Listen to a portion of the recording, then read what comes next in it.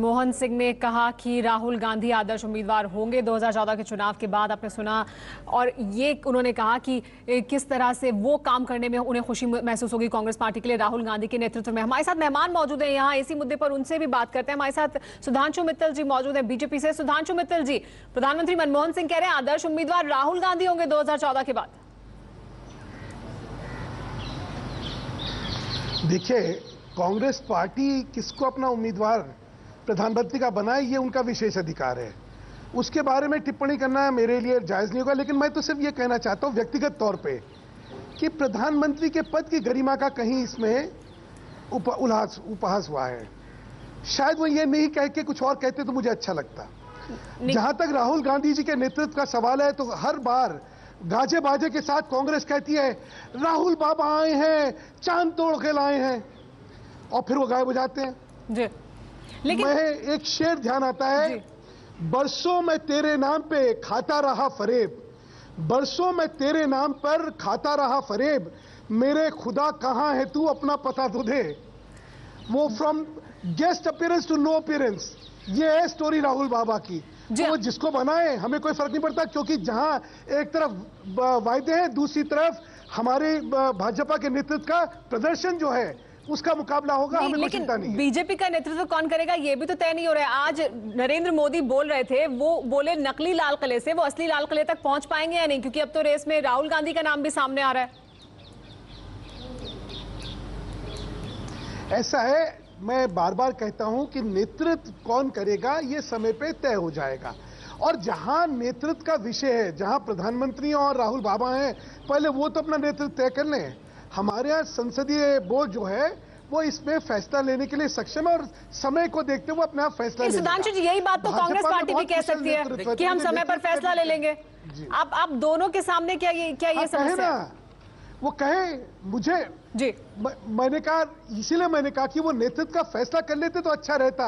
आज प्रधानमंत्री होते हुए अपने पद की गरिमा का उल्लास कर रहे हैं कहीं। जी, इस पर रशीद कुछ कहना चाहते हैं? देखिए सुमेरा, दो बातें कांग्रेस पार्टी तय करे, उसमें कोई फर्क नहीं पड़ता। सुमेरा, देखिए दो बातें। एक तो जहां तक प्रधानमंत्री की बात है, प्रधानमंत्री कांग्रेस पार्टी के सदस्य हैं। यहाँ हमारे यहाँ जो पार्लियामेंट्री सिस्टम है उसमें पॉलिटिकल पार्टीज चुनाव लड़ती है, उसके बाद जीतने के बाद उसके एमपीज एक उसका चुनाव करते हैं। तो दोनों पार्टियों में जो भी प्रधानमंत्री होता है वो पार्टी अपॉइंट करती है। अब वो पार्टी किस लीडर को करती है, पार्टी का निर्णय होता है। तो उसमें प्रधानमंत्री अगर ये बात कह रहे हैं तो उससे कोई गरिमा पे आंच नहीं आती है। दूसरी बात ये कि देखिए दोनों पॉलिटिकल पार्टीज जो हैं, भाजपा और कांग्रेस, वो बहुत आश्वस्त नहीं है। एक तरफ गठबंधन की राजनीति है। बीजेपी की प्रतिक्रिया आ रही है, मुख्तार अब्बास नकवी बात कर रहे हैं। संकेत तो बहुत साफ है, लेकिन दूसरा संकेत उससे भी ज्यादा साफ है कि लूट की लंका में आग लग चुकी है।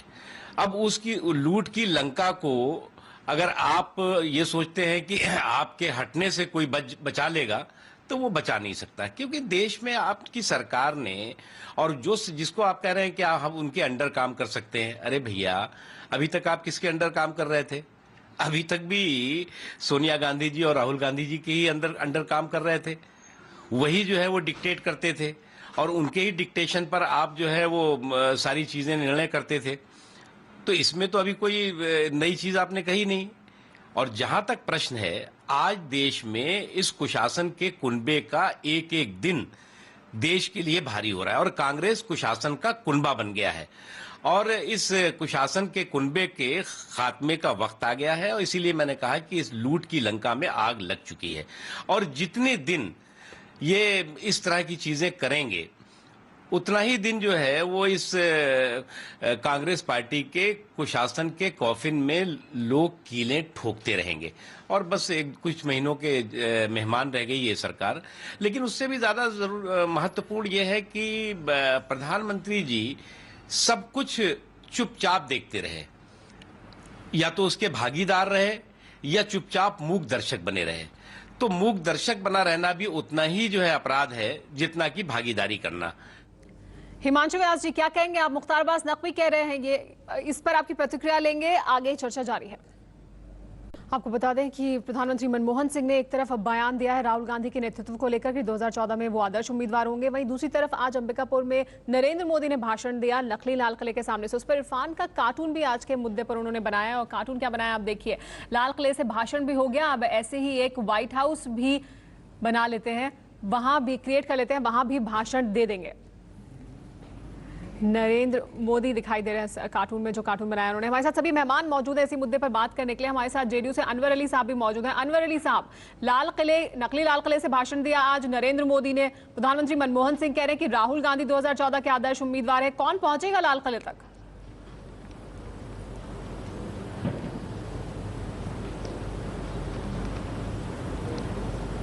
जी,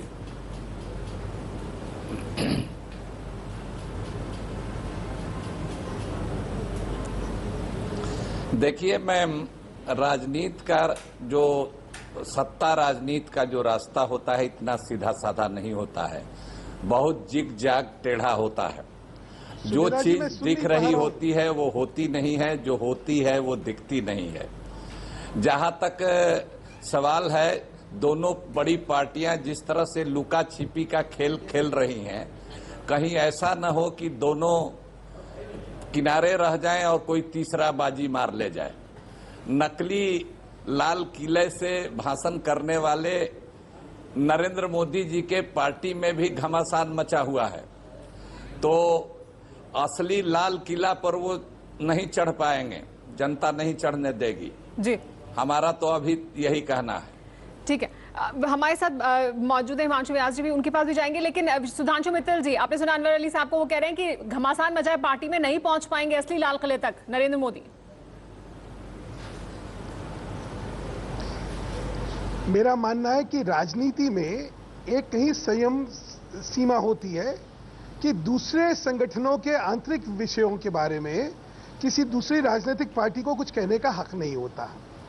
जेडीयू को मैं बहुत अच्छी तरह से जानता हूं, जेडीयू के अंदर क्या चलता है, उनकी पावर डायनेमिक्स क्या है और कौन किसकी क्या खिंचाई कर रहा है या कहां क्या चल रहा है, मैं भी जानता हूं।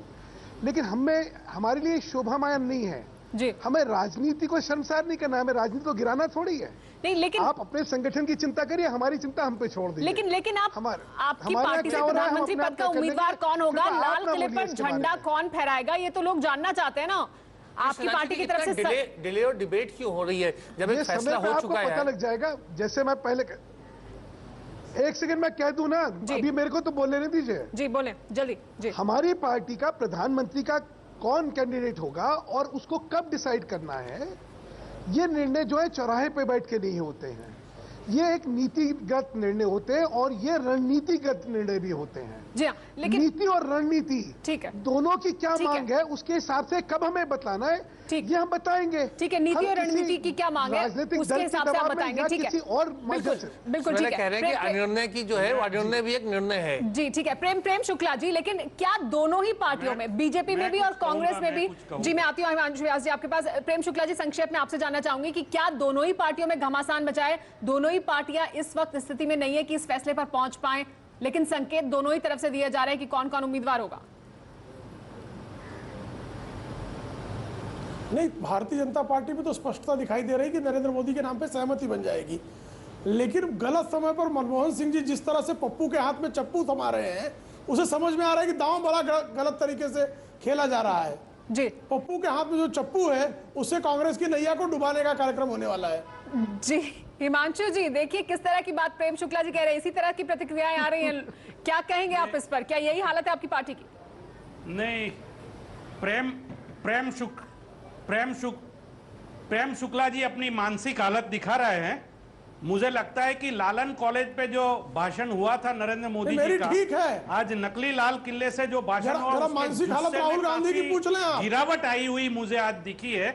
और पप्पू की बात करने वाले पहले अपने फेंकू को संभाले, क्योंकि आज बहुत फेंकी है, काफी कुछ चीजें फेंकी है, रमन सरकार के बारे में भी काफी फेंकी हुई है। लेकिन पप्पू और मुझे लगता है ही नहीं भाई गरीबों की बहुत सारी बातें की, हालांकि विरोध करते थे, प्रधानमंत्री को पत्र लिखे। हमारे पास एक पत्र में आज ये लाया हूँ जो जयराम रमेश ने उनको लिखा है, जयराम रमेश ने लिखा है कि इंदिरा आवास योजना का ये जो पत्र है जी, इतना सारा पैसा गुजरात सरकार ने गरीबों के लिए मांगा नहीं है, तो ये गरीबों की बात करने के लिए हम भी लायक ही नहीं है मुझे लगता है। लेकिन और आज हमारे पास इतना ही समय, एक लाक्षणिकता ये रही हमारे पास कि उन्होंने सारे हमारे नेताओं के नाम लिए, ठीक है, हमारे पास इतना ही समय चर्चा के लिए।